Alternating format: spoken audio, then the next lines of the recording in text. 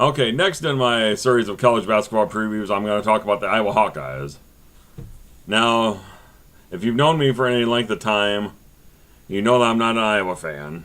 I'm an Iowa State fan, and I'm not shy about that. So, I know, I know in Eastern Iowa it's kind of hard to be an Iowa State fan, but I am. So, I'm used to getting crap for it. But anyway, you would think I wouldn't be able to give an impartial view of what I think Iowa's going to do this season, but I'm going to prove you all wrong because I'm gonna.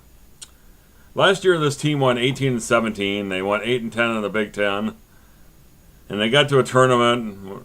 I mean, granted, it wasn't the NCAA; it was the NIT. But hey, still, they got to a postseason tournament, which is more than what they did in the Todd Licklider era.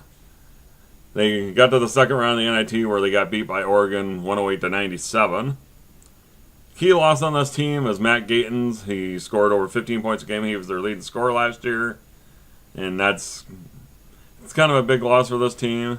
But Coach Fran McCaffrey, he's building more depth on this team, so it's not really so much about one guy. I mean, yeah, granted, I know they had other players last year, but he was one of their main scorers. So their top signee this past year is 7'1" center named Adam Woodbury from Sioux City, Iowa. He was a legit ESPN 100 recruit, and Coach McCaffrey had to fight off the likes of Roy Williams at North Carolina to get his signature. So it's a pretty big coup for Coach Fran McCaffrey fighting off the likes of North Carolina for another Iowa recruit. So nice coup for him. Player to watch on this team is Roy Devin Marble.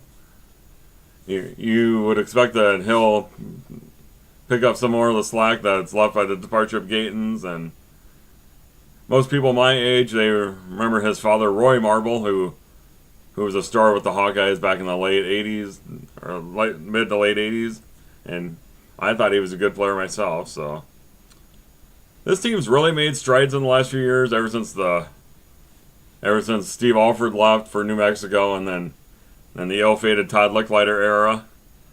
And you would think this could be a breakthrough year for Iowa as far as getting back to the NCAA tournament. They might not do that this year, but I think they have a chance to make some waves in the NIT if they don't make the NCAA. So I think this is a team that's really back on the rise, and they may be back to prominence sooner than later.